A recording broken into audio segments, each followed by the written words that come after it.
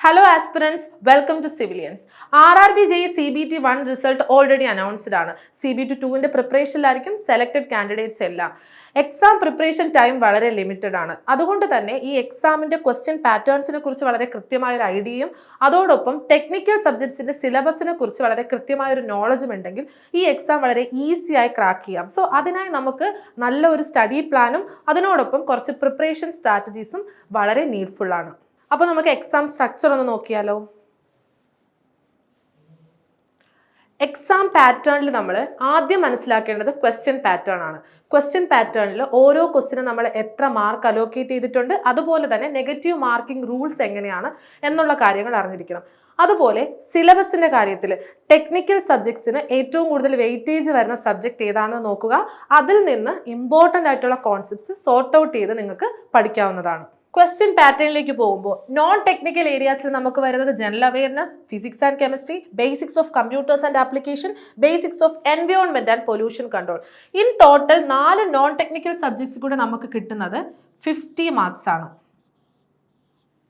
അതോടൊപ്പം technical subject സിവിലിൽ നമുക്ക് കിട്ടുന്നത് 100 മാർക്സ് ആണ്. ഇൻ ടോട്ടൽ നമുക്ക് വരുന്നത് 150 മാർക്സ്. അതിന് അലോക്കേറ്റ് ചെയ്തിരിക്കുന്ന ടൈം 120 മിനിറ്റ്. അതായത് ഒരു ക്വസ്റ്റ്യൻ അറ്റൻഡ് ചെയ്യാൻ നമുക്ക് ലെസ് ദാൻ 1 മിനിറ്റ് ആണ് ടൈം. അതോടൊപ്പം നോൺ ടെക്നിക്കൽ സബ്ജക്റ്റ് ആയ basics of environment and pollution control നമ്മുടെ സിവിൽ എഞ്ചിനീയറിംഗിലെ എൻവയോൺമെന്റൽ എഞ്ചിനീയറിംഗ് ടോപ്പിക്കിൽ ഇൻക്ലൂഡഡ് ആണ്. സോ അത് സിവിൽ എഞ്ചിനീയറിംഗ് ആസ്പിറൻസിന് വളരെ നല്ലൊരു ആഡഡ് അഡ്വാൻറ്റേജ് കൂടി ആണ്. അതുപോലെ നെഗറ്റീവ് മാർക്കിങ്ങിനെ കുറിച്ച് പറയുകയാണെങ്കിൽ ഓരോ സബ്ജക്റ്റിന്റെയും 1/3 മാർക്കാണ് റോങ് ആൻസേഴ്സിന് കട്ടാകുന്നത്. ഇനി പ്രോബ്ലമാറ്റിക് സബ്ജക്ട്സിന് യൂസ്ഫുൾ ആക്കാനായി നിങ്ങളുടെ മോണിറ്ററിൽ തന്നെ നിങ്ങൾക്കൊരു വിർച്വൽ കാൽക്കുലേറ്ററും അവൈലബിൾ ആണ്. ഇതാണ് CBT 2ന്റെ ഡീറ്റെയിൽഡ് ആയിട്ടുള്ള സിലബസ്. ഇത് RRBയുടെ നിങ്ങൾക്ക് ഒഫീഷ്യൽ സൈറ്റിൽ നിന്ന് ഡൗൺലോഡ് ചെയ്യാവുന്നതാണ്. 2019 ക്വസ്റ്റ്യൻ അനാലിസിസ് വെച്ചിട്ടുള്ള ഓരോ സബ്ജക്റ്റിന്റെയും വെയിറ്റേജ് ഡിക്രീസിംഗ് ഓർഡറിലാണ് തന്നിരിക്കുന്നത്. നോക്കിയാൽ തന്നെ അറിയാം, ബിൽഡിംഗ് മെറ്റീരിയൽസ് ആൻഡ് കൺസ്ട്രക്ഷനിൽ നിന്ന് ഏകദേശം 20 മാർക്സോളം കവർ ആക്കിയിട്ടുണ്ട്.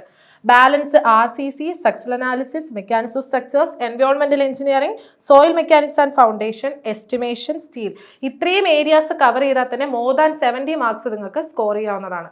അതോടൊപ്പം ഈ പറയുന്ന ലെസ് വെയിറ്റേജ് ഉള്ള സബ്ജക്ട്സിൽ നിങ്ങൾക്ക് വളരെ സ്ട്രോങ് ആയിട്ടെന്ന് തോന്നുന്ന സബ്ജക്ട്സ് ഏതെങ്കിലും ഉണ്ടെങ്കിൽ അതും കൂടി കോൺസെൻട്രേറ്റ് ചെയ്തുകൊണ്ട് ടൈം മാനേജ് ചെയ്തുകൊണ്ട് പഠിക്കുന്നത് വളരെ യൂസ്ഫുൾ ആയിരിക്കും. അപ്പോൾ ഇപ്പോൾ സബ്ജക്ട് വെയിറ്റേജിനെ കുറിച്ചും ക്വസ്റ്റ്യൻ പാറ്റേണിനെ കുറിച്ചും ഒക്കെ ക്ലിയർ ആയിട്ടുള്ള ഒരു ഐഡിയ കിട്ടിക്കാണുമല്ലോ. ഇനി നമുക്ക് എങ്ങനെ നമ്മുടെ പ്രിപ്പറേഷൻ സ്ട്രാറ്റജി കൊണ്ടുപോകാമെന്ന് ഒന്ന് നോക്കാം. സോ ടോട്ടൽ പ്രിപ്പറേഷൻ സ്ട്രാറ്റജീനെ ഞാൻ 3 ഫേസ് ആയിട്ടാണ് തിരിച്ചിരിക്കുന്നത്. Phase 1 syllabus coverage and conceptual clarity, phase 2 practice and problem solving, phase 3 revision and refinement. So phase 1ലേക്ക് പോകുമ്പോൾ നമ്മൾ ഫസ്റ്റ് ഡീറ്റെയിൽഡ് ആയിട്ടുള്ള ഒരു സബ്ജക്ട് ബ്രേക്ക് ഡൗൺ, അതായത് നമ്മുടെ കയ്യിലുള്ള ടോപ്പിക്കിനെ മാനേജ് ചെയ്യാൻ പറ്റുന്ന സ്മോൾ ടോപ്പിക്സ് ആയിട്ട് ഡിവൈഡ് ചെയ്ത് പഠിക്കുന്നത് കുറച്ചും കൂടി നമുക്ക് ഈസി ആയിരിക്കും. അതുപോലെ ഫോക്കസ് ഓൺ ഫണ്ടമെന്റൽസ്, ഒരു സബ്ജക്റ്റിലെ ഫണ്ടമെന്റൽ ആയിട്ടുള്ള കോൺസെപ്റ്റ്സ് വളരെ കൃത്യമായി ക്ലാരിറ്റിയോടുകൂടി പഠിച്ചു പോയാൽ നമുക്ക് അതിൽ നിന്ന് വരുന്ന ചലഞ്ചിങ് ക്വസ്റ്റ്യൻസ് ആയാലും പ്രോബ്ലംസ് എല്ലാം സോൾവ് ചെയ്യാൻ ഈസി ആയിരിക്കും.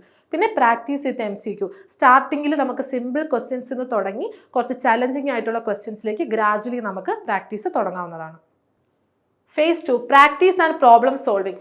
പ്രാക്ടീസ് ആൻഡ് പ്രോബ്ലം സോൾവിംഗിൽ നമുക്ക് പ്രീവിയസ് ഇയർ ക്വസ്റ്റ്യൻ പേപ്പേഴ്സ് തന്നെ തുടങ്ങാം. Previous year question paper analyse ചെയ്യുന്നതോടുകൂടി നിങ്ങൾക്ക് എക്സാം ക്വസ്റ്റ്യൻ ലെവൽ മനസ്സിലാക്കാനും ഏതൊക്കെ ടോപ്പിക്സ് കൂടുതൽ കോൺസെൻട്രേറ്റ് ചെയ്യണമെന്ന് മനസ്സിലാക്കാനും സാധിക്കും.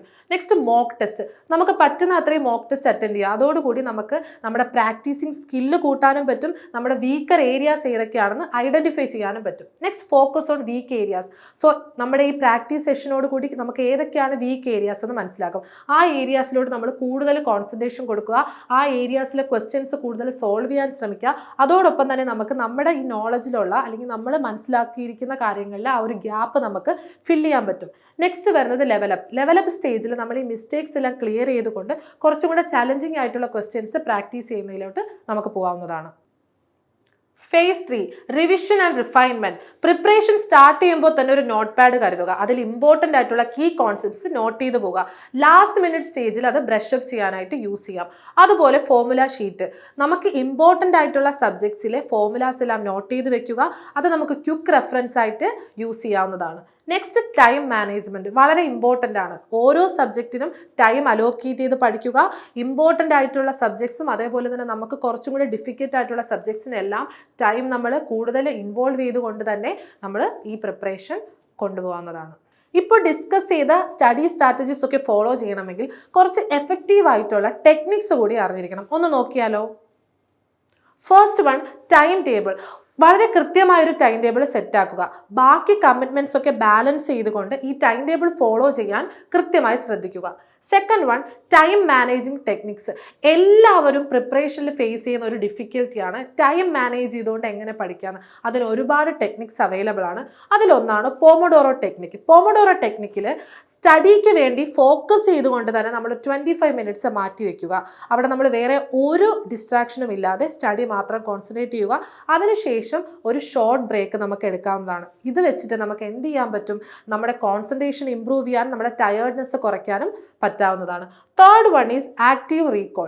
നമ്മൾ ഈ പാസീവായിട്ട് ഇങ്ങനെ റീഡിങ്ങും കോൺസെപ്റ്റ്സ് മനസ്സിലാക്കിക്കൊണ്ടും ഇരിക്കാതെ ഇടയ്ക്ക് നമ്മൾ എന്ത് ചെയ്യുക? നമ്മൾ പഠിച്ച കാര്യങ്ങളൊന്ന് റീകോൾ ചെയ്യാൻ ശ്രമിക്കുക. അത് പ്രോബ്ലം സോൾവ് ചെയ്തുകൊണ്ടോ ക്വസ്റ്റ്യൻസ് പ്രാക്ടീസ് ചെയ്തുകൊണ്ടോ ഒക്കെ നമുക്ക് ചെയ്യാവുന്നതാണ്. Fourth one is memory techniques. So memory ടെക്നിക്സിന് വേണ്ടി നമുക്ക് ഫ്ലാഷ് കാർഡ് പോലെയുള്ള ടെക്നിക്സ് യൂസ് ചെയ്യാം. അപ്പോൾ നമുക്ക് അത് വളരെ എഫക്റ്റീവായിട്ട് നമുക്ക് നമ്മുടെ സ്റ്റഡി പ്രിപ്പറേഷനെ ഹെൽപ്പ് ചെയ്യുന്നതാണ്.